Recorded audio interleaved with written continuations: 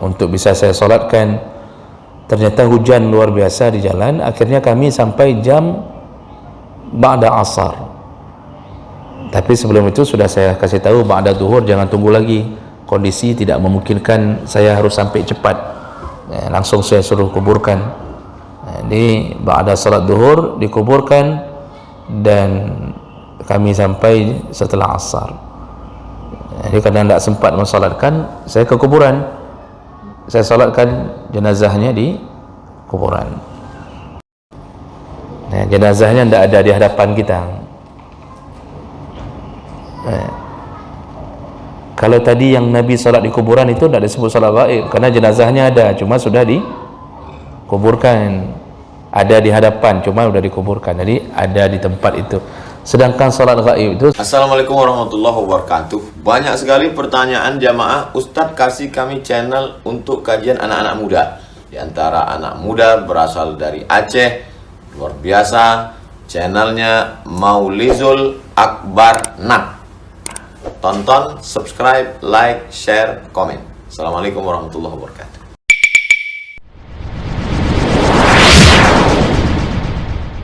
Assalamualaikum warahmatullahi wabarakatuh.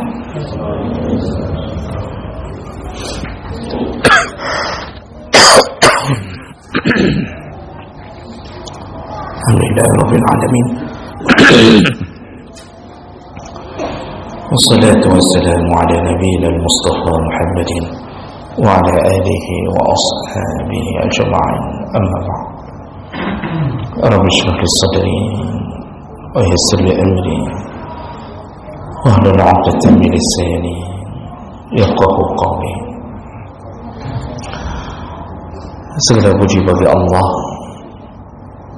kemudian salawat dan salam pada Rasulullah, pada keluarga dan seluruh sahabat-sahabatnya. Bapak-bapak dan ibu-ibu yang Allah muliakan, insyaallah kita akan sambung pembahasan masih masalah seputar pengurusan jenazah.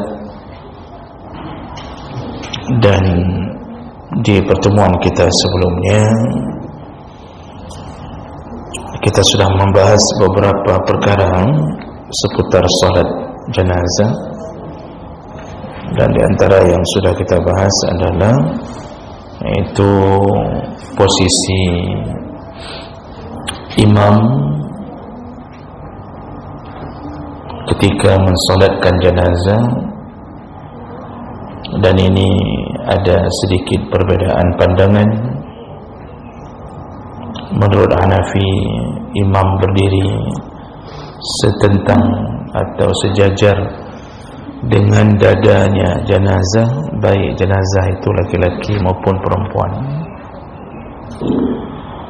Menurut mazhab Malik, imam berdiri di pinggang jenazah kalau jenazah itu laki-laki, dan di pundak bagi jenazah perempuan.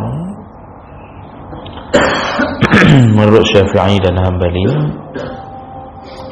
imam berdiri di bahagian atau sejajar dengan kepala jenazah kalau jenazahnya laki-laki, dan di pinggang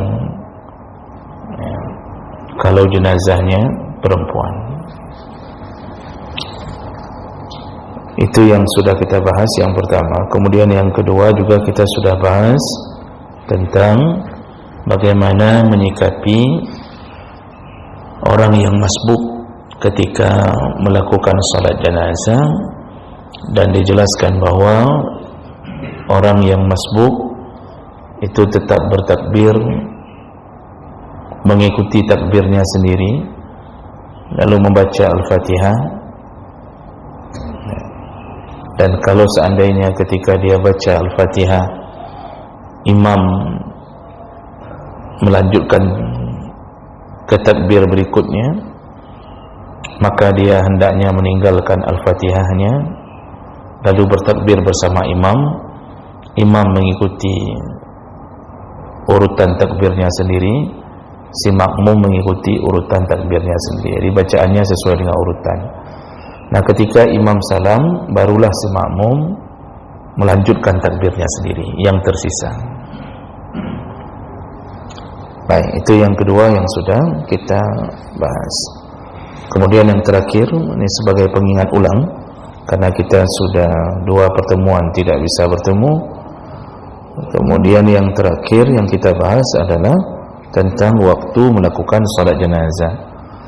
Jadi kalau menurut mazhab Hanafi,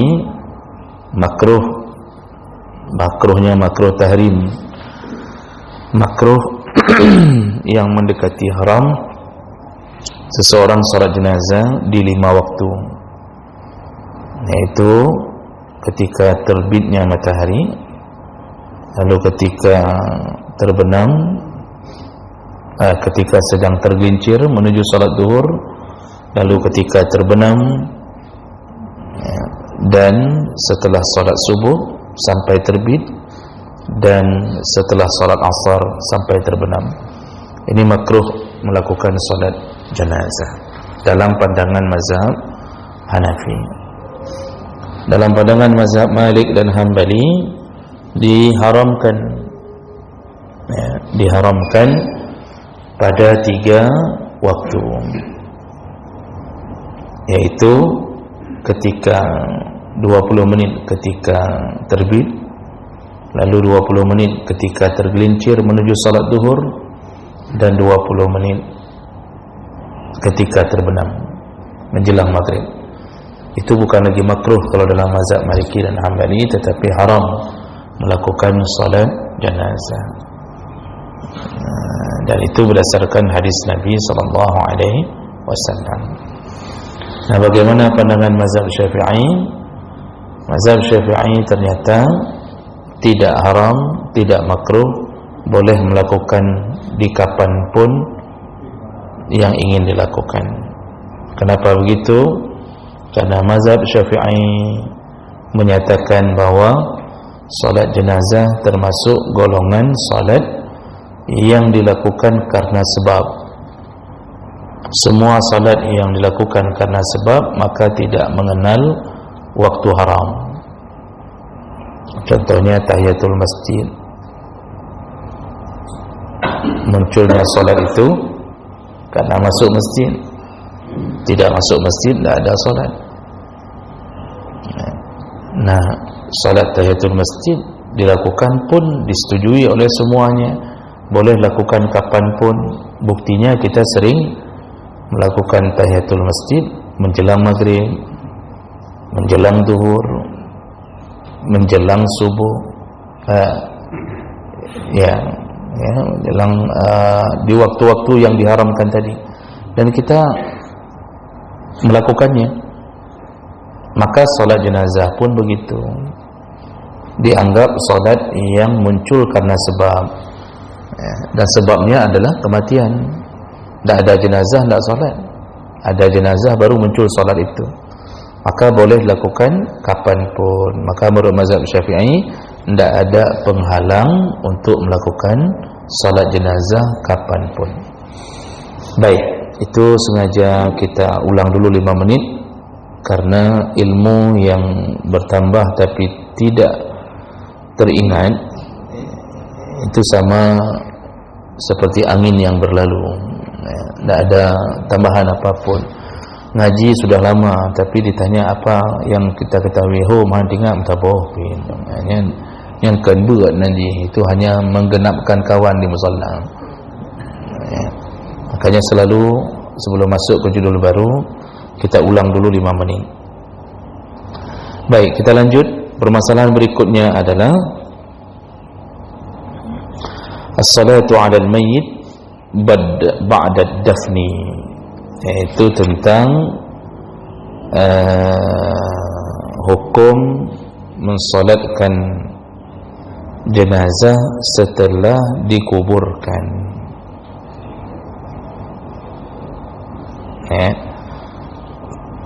Hukum mensolatkan jenazah setelah dikuburkan. Jadi ini permasalahannya adalah seseorang tidak sempat mensolatkannya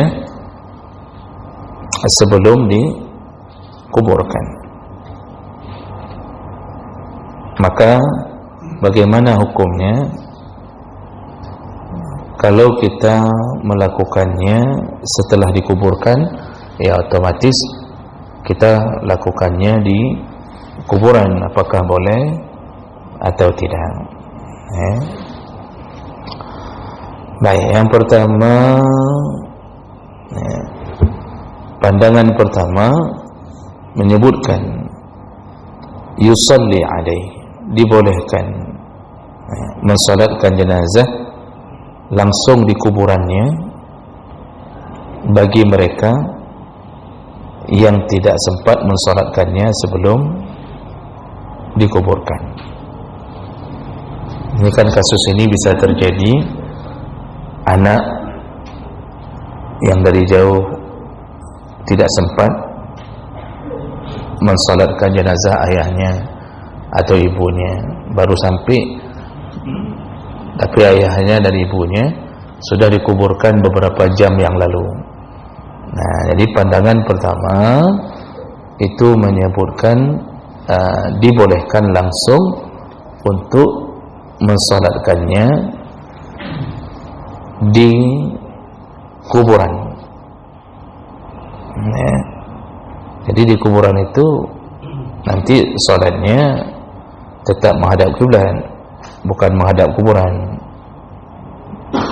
Dan kuburan itu, kuburan si jenazah itu bukan diletakkan di depan orang yang salat. Jadi kita posisinya nanti kalau salat di kuburan itu menurut yang menyatakan boleh, itu salatnya jangan jadikan kuburan sebagai tempat kita untuk menghadap, artinya disampingkan. Nah, jadi bukan di depan kepala kita, bukan kuburan, tapi disampingkan. Nah, jadi karena termasuk salah satu yang dilarang adalah salat dan menjadikan kuburan sebagai tempat untuk salat, karena nanti terwaham seakan-akan sedang menyembah kuburan. Jadi di sampingnya menghadap ke arah kiblat, ya tentu niatnya adalah niat salat jenazah. Nah, ini pandangan siapa? Ini pandangan kebanyakan para ulama, ya, di antaranya Imam Syafi'i, Imam Ahmad bin Hanbal, Ibnu Mubarak, Ishaq, Ibnu Hazm. Mereka mengatakan dibolehkan untuk salat setelah dikuburkan dan boleh langsung salat di kuburannya. Jadi kita pergi ke kuburan, langsung salat di dekat dengan tempat dikuburkan jenazah.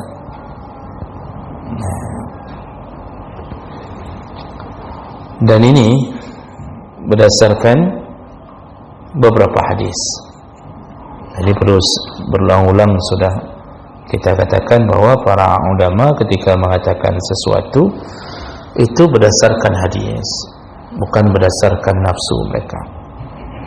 Apa hadisnya? Yang pertama hadis Ibnu Abbas, anna Rasulullah sallallahu alaihi wasallam shalla ala qabrin ba'dama dufina fakabbara alaihi arba'an. Pernah Rasulullah salat di atas di area kuburan setelah dikuburkan si jenazah, lalu beliau melakukan 4 kali takbir. Hadis riwayat Bukhari dan Muslim. Rasulullah, kata Ibnu Abbas, pernah salat di kuburan kepada jenazah yang baru dikuburkan. Jadi bukan salat di area kuburan tanpa sebab, karena tidak boleh salat di area kuburan tanpa sebab. Dia ini Rasulullah melakukannya untuk mensalatkan jenazah yang baru dikuburkan dan beliau belum sempat mensalatkannya. Itu hadis yang pertama. Hadis yang kedua, hadis dari Abu Hurairah radhiyallahu anhu, anna aswada ada seseorang yang berkulit gelap atau kulit hitam, seorang perempuan dalam pandangan yang lebih kuat, kana yuqimmal masjid famata. Hari-hari beliau kerjanya membersihkan masjid Nabi. Jadi nanti dalam hadis lain disebut namanya Ummu Mihjan. Jadi Ummu Mihjan ni hari-hari mengutip sampah di masjid. Lalu sehingga beliau pada suatu hari meninggal dunia. Walam ya'lamin Nabi sallallahu alaihi wasallam bimautih. Dan Nabi tidak mengetahui tentang kematiannya. Jadi Nabi tidak tahu bahwa beliau sudah meninggal. Fazakarahu zata yaum, ketika sehari setelah meninggal, sehari atau 2 hari begitu, Nabi teringat bahwa dia tidak melihat lagi Ummu Mihjan. Faqal, lalu Rasulullah berkata, ma fa'ala zalika al-insan, itu mana, apa kabar atau apa dilakukan oleh Ummu Mihjan? Qalu matat ya Rasulullah. Lalu para sahabat menjawab, beliau telah meninggal ya Rasulullah. Rasulullah terkejut. Lalu Rasulullah bertanya, afala azantumuni, kenapa engkau tidak memberitahu aku bahwa beliau telah meninggal? Faqalu, lalu kemudian para sahabat menjawab, innahu kana kaza wa kaza. Fahaqqaru sya'nah. Jadi sahabat waktu menjawabnya ada sedikit unsur seperti ala, dia kan cuma tukang sapu masjid ya Rasulullah, kami tidak ingin merepotkanmu, kami tidak ingin menyibukkanmu. Nah, begitu kira-kira maknanya. Jadi Rasulullah ketika mendengarkan itu langsung mengatakan, qal fadulluni ala qabrih, sekarang tunjukkan aku, bawa aku ke kuburannya. Fa'ata qabrahu fasalla alaihi, lalu Rasulullah datang ke kuburan Ummu Mihjan lalu melakukan salat di atas kuburan, di area kuburan Ummu Mihjan. Ini hadis riwayat Bukhari. Jadi hadis kedua ini juga menyatakan bahwa Rasulullah pernah melakukan salat pada seseorang yang belum sempat dia salatkan, dan itu menurut para ahli tafsir itu terjadi baru-baru saja, artinya bisa 1 hari atau 2 hari begitu. Nah, jadi dalil-dalil ini menunjukkan bahwa bolehnya melakukan salat bagi jenazah yang belum sempat kita salatkan, dan boleh langsung ke kuburan.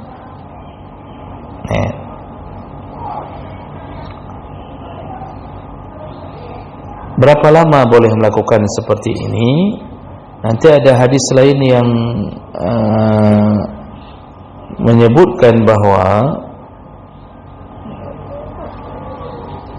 seorang sahabat perempuan itu meninggal di Madinah. Rasulullah tidak berada di tempat. Rasulullah tidak berada di tempat. Sebulan baru pulang. Jadi pas sebulan baru pulang ke Madinah, dan beliau dikabarkan tentang kematian Ummu Sa'ad. Jadi sahabat perempuan itu bernama Ummu Sa'ad. Jadi ketika meninggal Rasulullah tidak ada. Sebulan kemudian Rasulullah pulang ke Madinah, lalu kemudian beliau melakukan salat juga di atas kuburan Ummu Sa'ad. Jadi anna Nabi sallallahu alaihi wasallam shalla ala qabri Ummi Sa'ad bin Ubadah ba'da syahr. Setelah sebulan pas sebulan itu pulang, Nabi langsung melakukan salat di kuburannya Ummu Sa'ad bin Ubadah. Nah, ini menunjukkan waktu. Jadi kalau begitu, para ulama mengatakan bahwa kejadian yang model begini itu diutamakan untuk melakukan salat bagi jenazah yang masih baru, tapi kita tidak sempat mensalatkannya. Ukuran masih baru bisa 1, 2 sampai 3 hari, paling lama sebulan, karena Rasulullah pernah melakukan itu, paling lama sebulan. Nah, ini pandangan yang pertama yang menyatakan tentang kebolehan melakukan salat jenazah bagi yang belum mensalatkannya langsung di kuburannya. Kemudian pandangan yang kedua menyebutkan la tajuzu salah 'ala al-qabr illa iza dufina qabla as-salat 'alaihi. Tidak boleh mensalatkan jenazah di kuburan, kecuali jenazah itu betul-betul belum disalatkan. Ini pandangan yang kedua. Ini maksudnya, kalau tadi kan pandangan pertama, siapa yang belum salat boleh salat di kuburan untuk jenazah itu. Tetapi pandangan kedua, tidak boleh. Misal tadi jenazah sudah disalatkan di rumahnya, maka tidak boleh mensalatkannya di kuburan. Baik orang itu sudah salat maupun belum salat, tidak boleh salatkannya lagi di kuburan. Dan ini hanya dibolehkan kalau jenazah itu betul-betul belum disalatkan. Contohnya sudah dikuburkan tapi tidak ada yang mensalatkannya, maka di saat itu baru dibolehkan. Dan ini pandangan dari Imam Abu Hanifah, termasuk mazhab Malik. Imam An-Nakh'i itu menyebutkan seperti itu. Dan mereka berdalil tentang dalil umum bahwa dilarangnya salat di kuburan secara umum. Jadi imam-imam selain mazhab Hanafi dan Syafi'i ini mengatakan tidak boleh dengan dalil bahwa Rasulullah sallallahu alaihi wasallam itu pernah menyatakan secara umum bahwa al-ardu kullaha masjid. Semua di permukaan bumi itu bisa dijadikan tempat sujud, illal maqbarah wal hammam, kecuali kuburan dan kamar mandi. Itu yang tidak boleh salat, kecuali kuburan dan kamar mandi. Nah, dalil umum ini dipakai oleh kelompok ini menyatakan tidak boleh salat di area kuburan untuk jenazah. Nah jadi artinya kita mendapatkan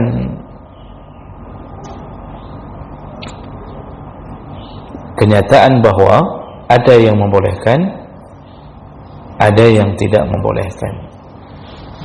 Jadi kalau sudah begitu,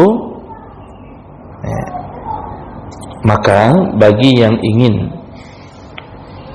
melakukan salat di kuburan dibolehkan berdasarkan pandangan mazhab Hambali dan Syafi'i dengan dalil yang bahkan lebih kuat, karena dalilnya spesifik.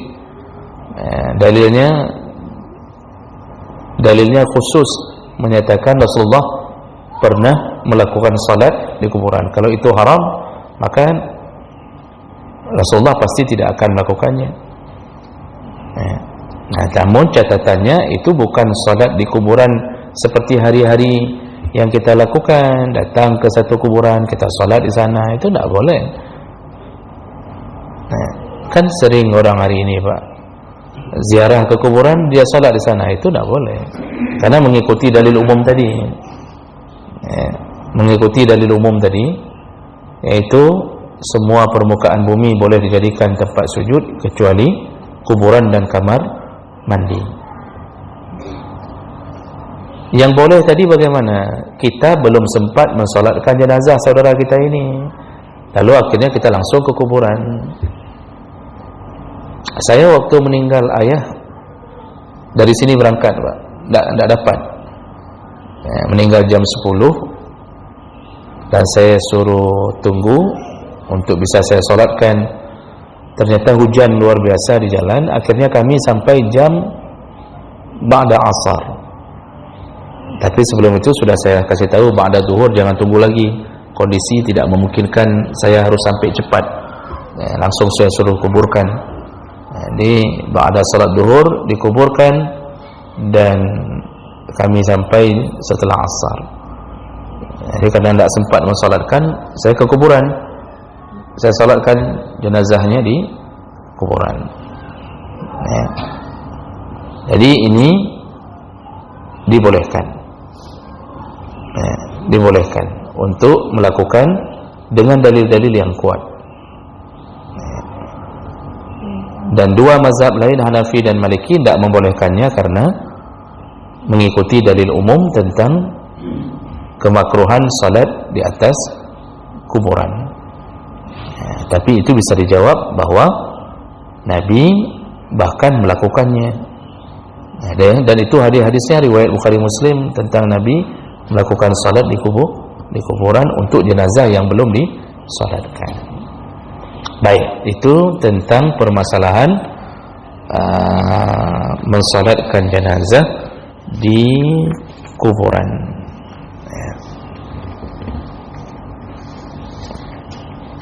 Kemudian permasalahan berikutnya,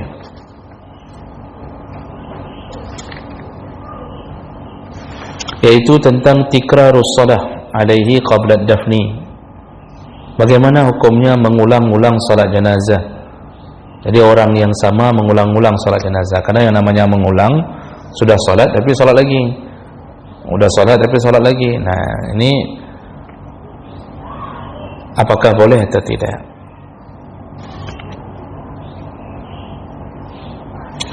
Menurut mazhab Hanafi dan Maliki, tikrarus shalah 'ala janazah sukanatil ula fi jama'ah.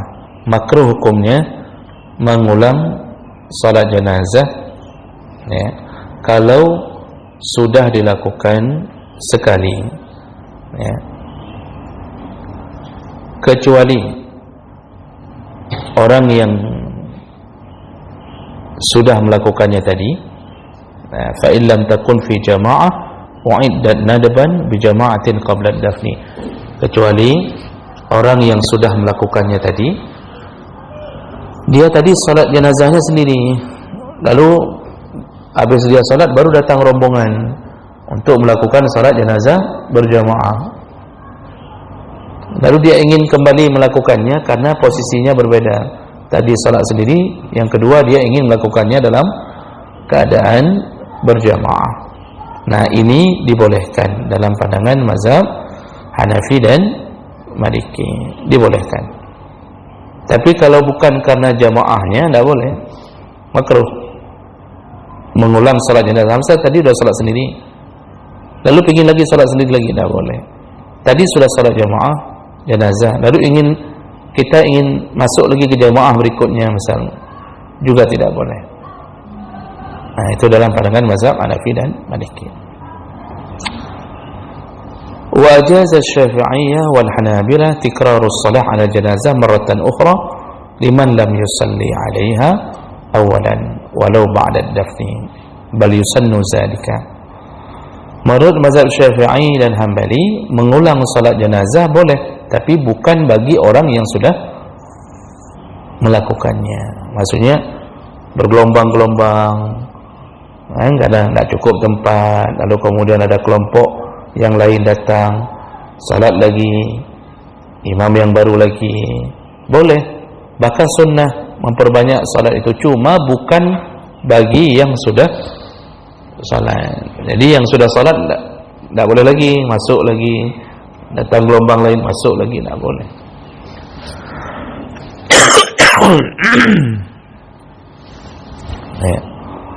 Jadi khusus bagi yang belum salat, walaupun itu sudah gelombang kesekian, itu dibolehkan untuk melakukannya. Jadi yang dihitung bukan orangnya, tapi gelombang jamaahnya, boleh. Atau kita belum angkat jenazah,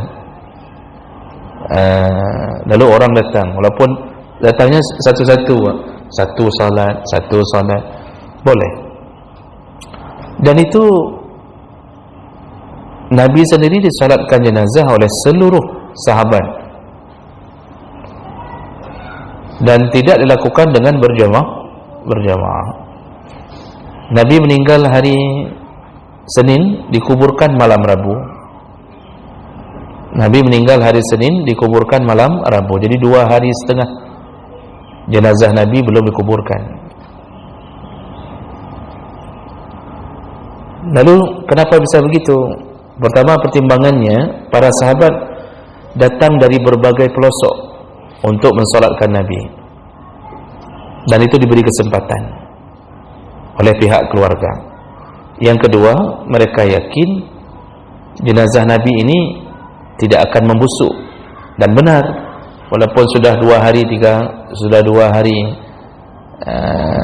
malam di tempat itu, tidak ada perubahan jenazah Nabi, karena Nabi diharamkan membusuk jenazahnya. Kalau kita jangan coba-coba. Jadi datang dari berbagai pelosok, dan mereka tidak melakukan jamaah. Kenapa? Kenapa tidak melakukan jamaah? Karena di saat itu tidak ada yang berani menjadi imam di hadapan Nabi SAW, dan sekaligus tidak ada yang berani menjadi imam karena khawatir dianggap sebagai pengganti Nabi. Jadi dianggap seakan-akan Nabi pernah mewasiatkan, kalau saya meninggal fulan engkau jadi indah. Makanya khawatir, takut dianggap seakan-akan mencalonkan diri untuk menjadi khalifah, maka tidak ada yang berani untuk menjadi imam. Akhirnya apa? Nabi disalatkan 2 hari 3 malam terus, ribuan orang datang dengan tidak berjamaah, sendiri-sendiri. Begitu mereka mensalatkan Nabi. Jadi kesimpulannya bahwa mengulang salat jenazah, gelombangnya boleh berulang-ulang, tapi orangnya tidak boleh berulang-ulang. Kecuali tadi yang dibolehkan dalam mazhab Hanafi, tadi sudah salat sendiri, tiba-tiba menemukan jamaah, maka mengulangnya karena beda posisinya, itu yang dibolehkan. Baik, terakhir, setelah itu kita bertanya jawab. Permasalahan berikutnya,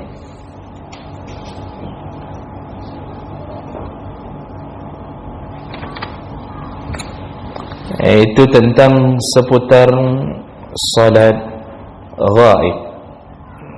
Apa hukum melakukan salat ghaib? Nah, ini yang terakhir. Jadi salat ghaib itu adalah salat yang dilakukan jenazah tidak berada di tempat, itu disebut salat ghaib. Nah, jenazahnya tidak ada di hadapan kita. Kalau tadi yang Nabi salat di kuburan itu tidak disebut salat ghaib, karena jenazahnya ada, cuma sudah dikuburkan. Ada di hadapan, cuma sudah dikuburkan, jadi ada di tempat itu. Sedangkan salat ghaib itu salat yang jenazah itu tidak ada di hadapan kita.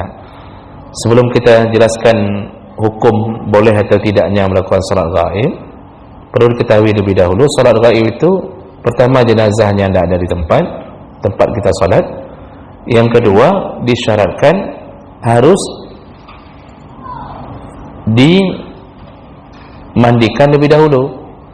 Jadi baru boleh melakukan salat ghaib kalau jenazah itu sudah dimandikan, nak mesti dikuburkan. Jadi kalau meninggal saudara kita di Melabuh misal, itu kita harus telepon dulu kalau mau melakukan salat ghaib. Telepon dulu, kiban ini kalau ke pemano, jangan sampai kita salat ghaib di sini, jenazah di sana belum dimandikan. Karena syarat sah salat pada jenazah adalah setelah jenazah itu dimandikan baru boleh salat. Kalau tidak dimandikan, bagaimana mau mensalatkan jenazah fardu kifayah yang kedua belum diselesaikan? Jadi telepon dulu kalau mau salat gaib, kasih tanya dulu apa sudah dimandikan atau belum. Kalau sudah dimandikan tapi belum dikuburkan, boleh melakukan salat gaib. Nak mesti harus dikuburkan baru kita salat. Enggak. Sudah. Nah, sekarang apa hukumnya salat gaib itu? Boleh dilakukan atau tidak? Pandangan pertama. Jadi ada 3 pandangan.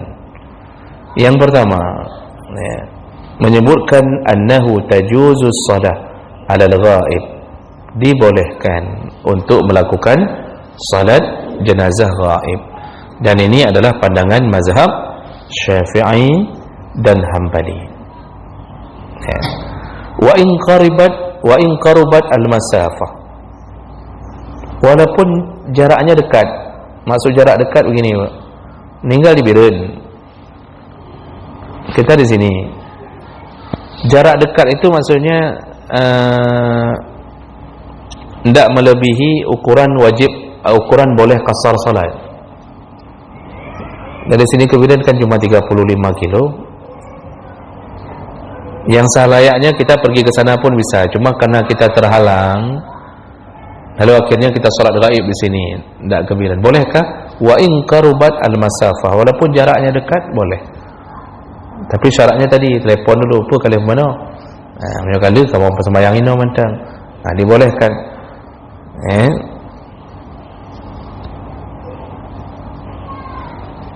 Walam yakun fi jihatil qiblah lakinnal musalli yastaqbilul qiblah. Walaupun yang meninggal, walaupun jenazah itu meninggal di posisi bukan ke arah kiblat,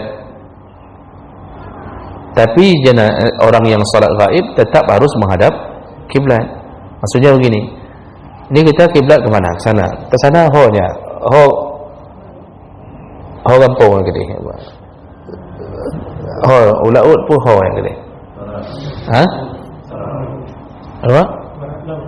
Enggak, maksudnya kota apa yang ada di sana misalnya?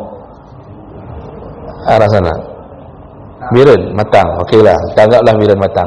Nah, jenazah itu yang meninggal itu bukan setentang dengan arah kiblat. Dia ke sana meninggalnya. Uluk Sukun atau Pantun. Atau Gedung. Kan? Meninggalnya ke arah sana. Kita kan kalau salat jenazah kan jenazah taruh di depan. Gitu ceritanya. Ini mau kasih tahu dulu bahwa walaupun jenazah itu posisi meninggalnya bukan setentang dengan arah kiblat, itu tidak ada masalah. Cuma nanti orang yang salat gaib tetap harus menghadap ke kiblat. Jadi kan orang salat gaib itu ke sana nanti menghadapnya. Jenazahnya di mana? Di belakang. Di Banten. Itu yang mau dikasih tahu. Jadi itu tidak ada masalah. Jadi walaupun jenazah bukan berada setentang dengan arah kiblat, yang kita tetap boleh salat gaib dan menghadap ke kiblat. Jadi Imam Syafi'i, mazhab Syafi'i dan mazhab Hambali membolehkan salat gaib dengan dalil bahwa Rasulullah pernah mensalatkan gaib kepada Raja Najasyi. Na'alin nas an-Najasyi fil yawm allazi mata fihi fa kharaja bihim ila al-musalla wa kabbara 4 takbirat. Jadi Raja Najasyi begitu meninggal diumumkan, jadi diberitahu kepada Nabi, dan Nabi memberitahu kepada semua sahabat bahwa kita salatkan jenazah Najasyi, dan lalu mereka berdiri bersama melakukan salat kepada Raja Najasyi. Raja Najasyi ini raja di Ethiopia, Habasyah. Nah, sekarang Ethiopia. Nah, itu yang raja yang masuk Islam tapi tidak diikuti oleh rakyatnya. Jadi begitu meninggal, Nabi mensalatkan untuk Raja Najasyi. Nah, begitu dalil yang menyatakan adanya salat gaib dan dipegang oleh mazhab Syafi'i dan Hambali. Karena Nabi pernah melakukan salat gaib, maka kita pun boleh melakukan salat gaib. Itu pandangan yang pertama. Tadi hadisnya riwayat Bukhari Muslim dari Abu Hurairah. Kemudian yang kedua, pandangan yang kedua, la yajuzu as-salat 'ala al-ghaib. Tidak boleh sama sekali melakukan salat ghaib. Dan ini pandangan mazhab Malik dan Hanafi. Tidak boleh. Lalu bagaimana dengan hadis tadi? Mazhab Hanafi dan Maliki mengatakan itu khusus kepada Nabi. Itu hanya khusus kepada Nabi.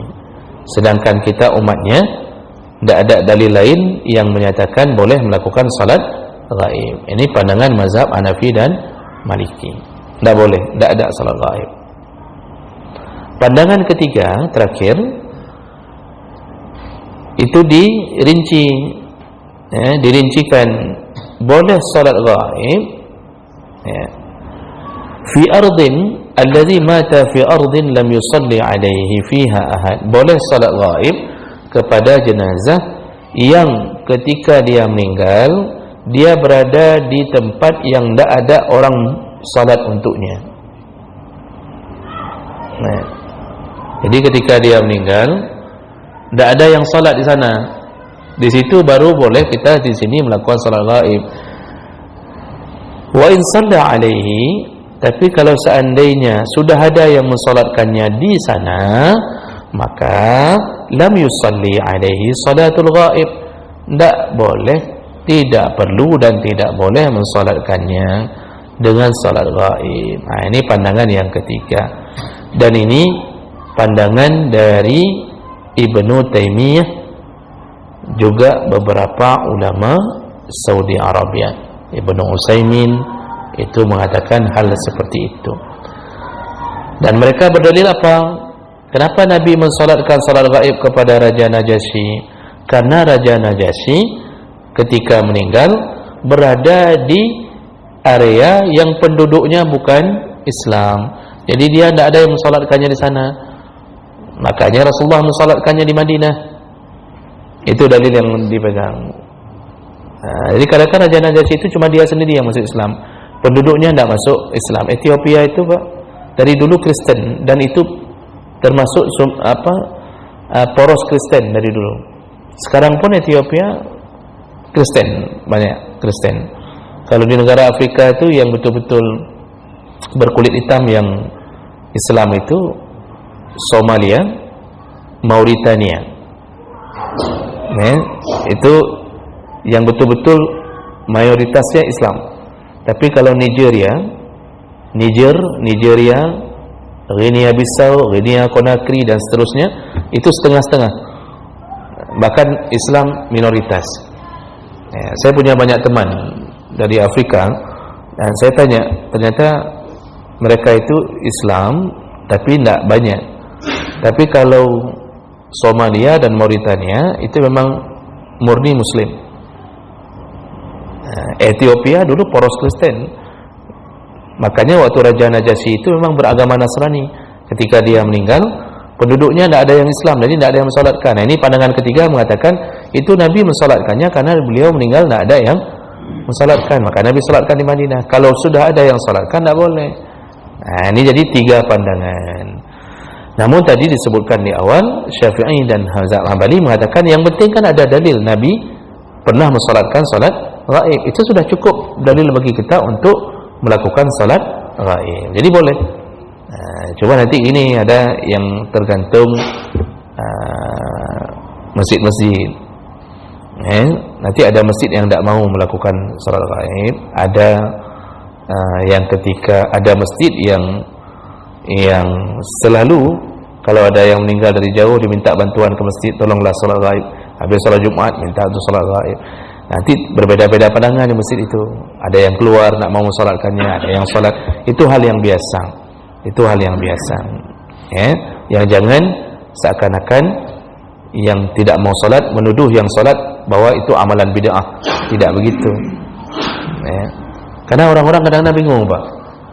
Misalnya yang tidak mau mensolatkan salat gaib, nanti ditanya, kamu mengikuti pandangan siapa?